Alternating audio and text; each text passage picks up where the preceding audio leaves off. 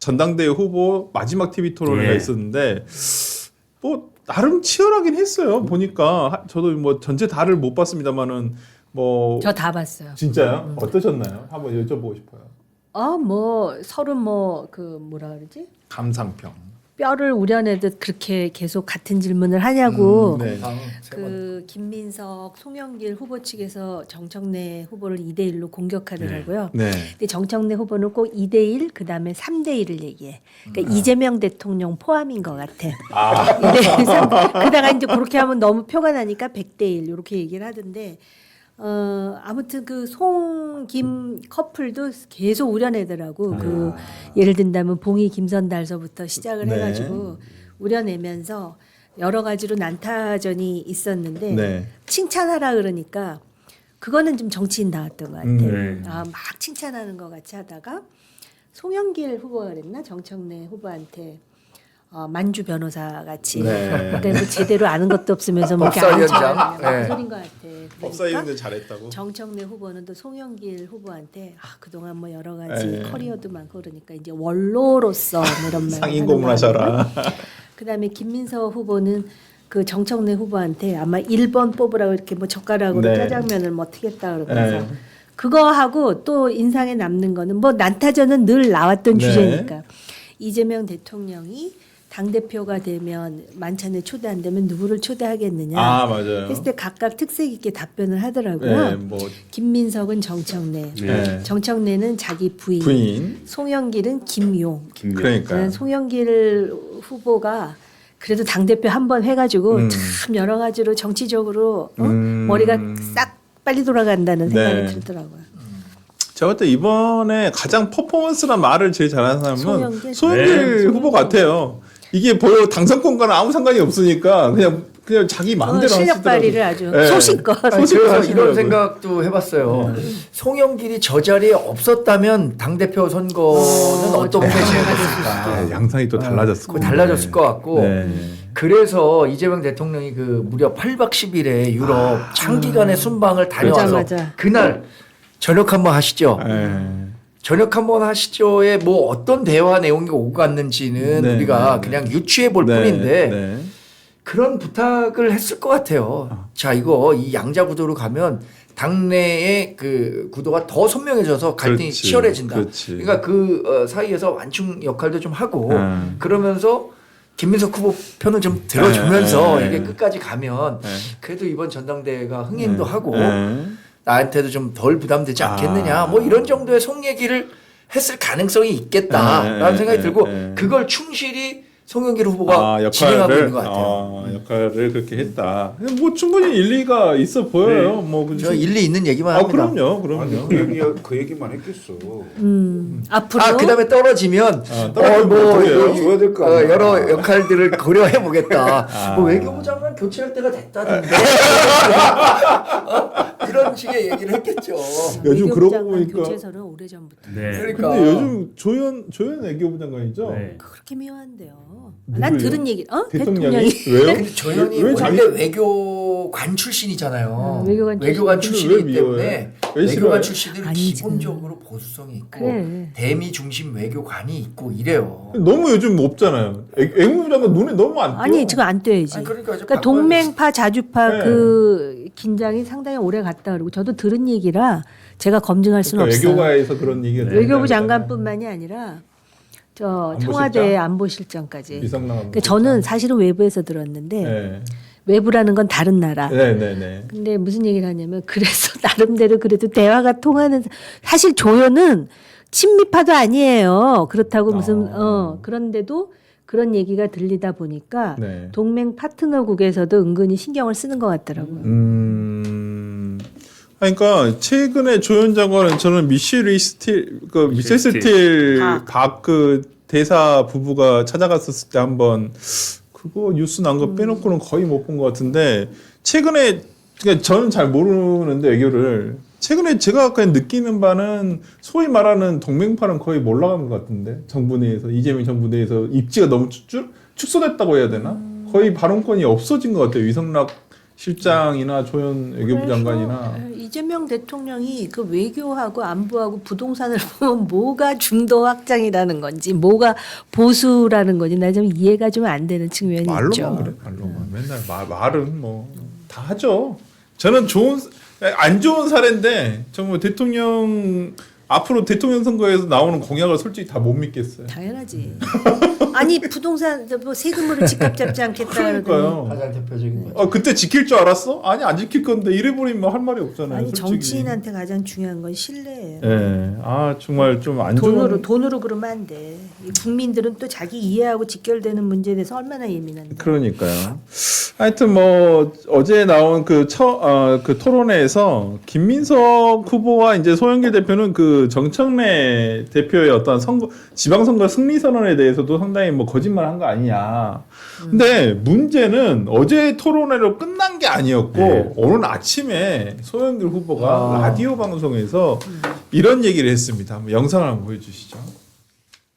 당정청이 합의해서 지방선거를 이기는 것으로 정리했다고 완전히 거짓말이잖아요. 그걸 이제 당정청이라고 분명히 해놓고 이번에는 당청간 했습니다 하고 청을 뺐잖아요. 그냥 박제가 돼 있는데 그 영상이 뻔한 거짓말을 왜 하냐고. 이게 그렇죠. 붕어 IQ도 아니고. 거짓말을 하면 머리가 좋아야 되거든요. 이전에 자기가 무슨 말을 한지를 다 기억하고 있어야 되는데 그 기억을 못하니까 붕어 IQ처럼 붕어가 낚시에 물렸다가 떨어지면 또 좀 있으면 잊어버리고 또 물거든요. 윤석열이 꼭 그랬잖아요. 윤석열이 자기가 5분 발언하면서 앞에 했던 말을 뒤에서 부정한 말을 해요. 부정하는. 거짓말을 할 능력도 안 되는구나. 이걸 본 거죠. 저도 약간. 아니, 그러니까 저 좀 말 어떻게 보셨어요? 좀 저는 개인적으로 좀 아침 라디오 라이브로 들었는데 솔직히 놀랐어요. 저는 개인적으로. 붕 IQ. 네. 저렇게까지. 같은 당을 하는 사람일까라는 생각이 들 정도로 전당대회 끝나고 같이 당을 할 수 있을까? 차라리 만주 변호사가 이런 생각이 들 정도인데요. 네. 그 지금 추세나 여러 가지 방송 나와서 다 얘기하시는 분들 얘기를 들어보면 아무래도 친명계 평론가들이 많죠. 또 대통령 중심으로 얘기를 많이 하시니까 김민석 후보가 지금 이긴다. 또 호남에서 완전히 뭐 끝난다. 뭐 이런 얘기를 많이 하잖아요. 네. 지금 1.48% 차이, 한 3,000배 정도 차이 나는 건데 호남에서는 아마 김민석 후보가 좀 유리할 거예요. 네. 그런데 이제 몇 %로 이기냐. 네. 그러니까 예를 들면 5% 이내로 이기냐.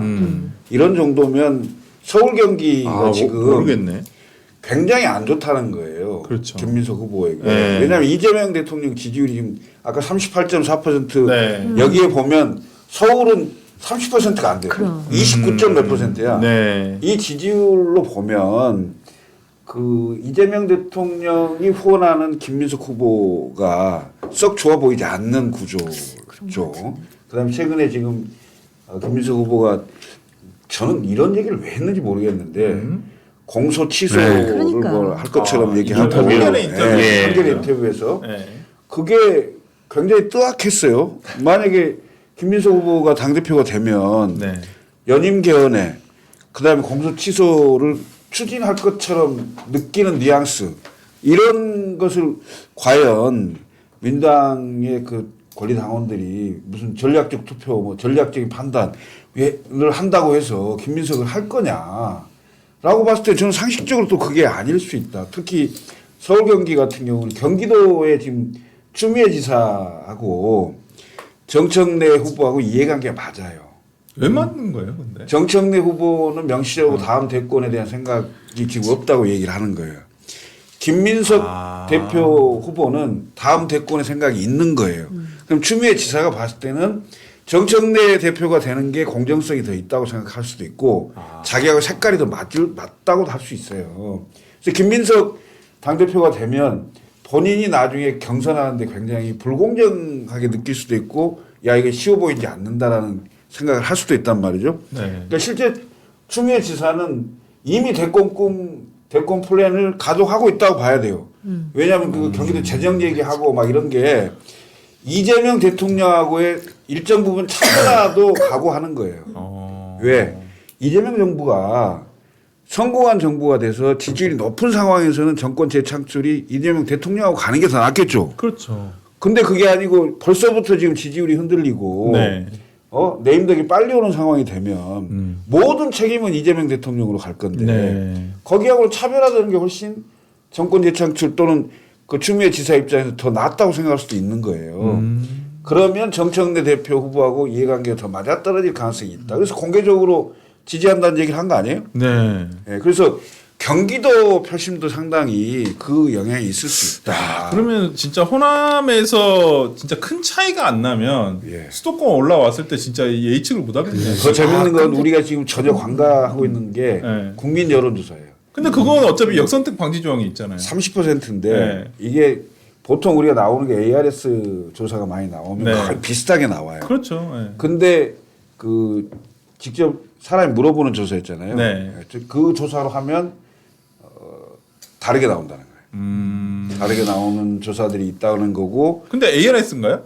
전부 다 아니요. 이번에 경선에서 쓰는 것은? ARS 아닙니다. 면접조사 네, 방식인가요? 면접조사, 면접조사 방식이기 때문에 결국 민주당 지지자와 무당층 그다음에 이 30%는 100%의 30%예요. 네, 그렇죠. 네. 네. 근데 70%의 지금 호남 30%, 서울 경기 40%단 말이죠. 그러니까 이 30% 포지션이 커요. 엄청나게 크다는 거예요.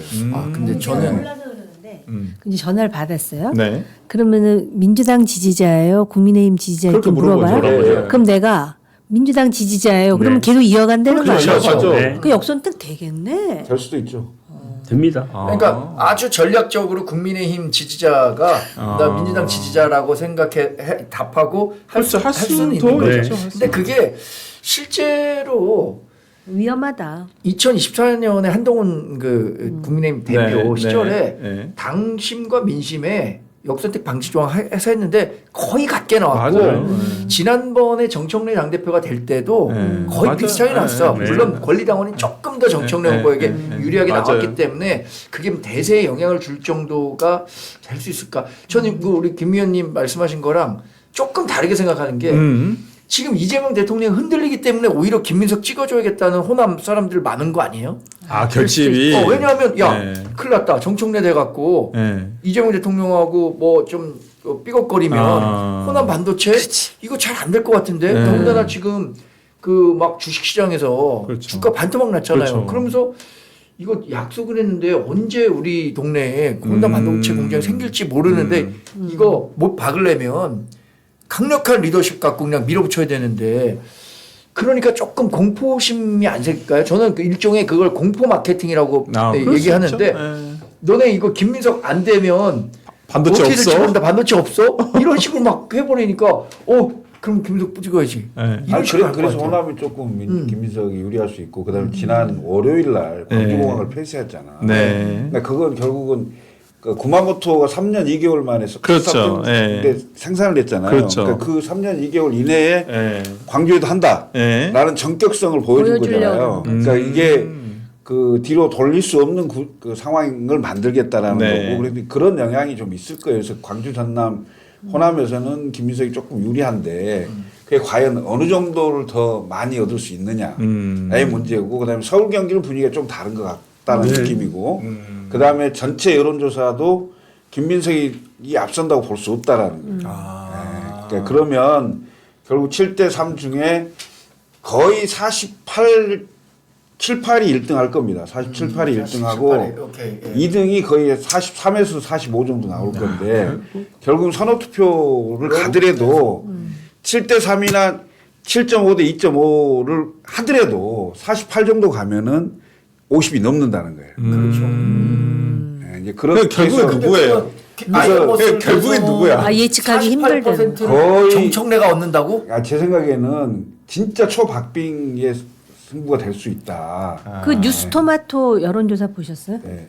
그 보면은 수도권은 전혀 달라요. 네. 하여튼 광주 전남은 네. 뭐 김민석 후보가 지금 굉장히 좀 앞서 있는 걸로서로 모든 여론조사가 조금 나오고 있는 것 같습니다. 오늘 한 사설에 보니까 이런 내용이 있더라고요. 민주당 전당대회가 눈뜨고 보기 힘들 지경이다. 뒤늦게 후보들이 포용 메시지를 내놓고 있지만 누가 당대표가 되든 후유증을 걱정해야 할 판이다. 이런 사설이 있었어요. 이인찬 네. 위원장 이거 어떻게 봤는지. 아니 뭐 모두가 우려하고 있는 것이죠. 내용 진짜 이래놓고 다시 통합이 될까요? 이 정도인데?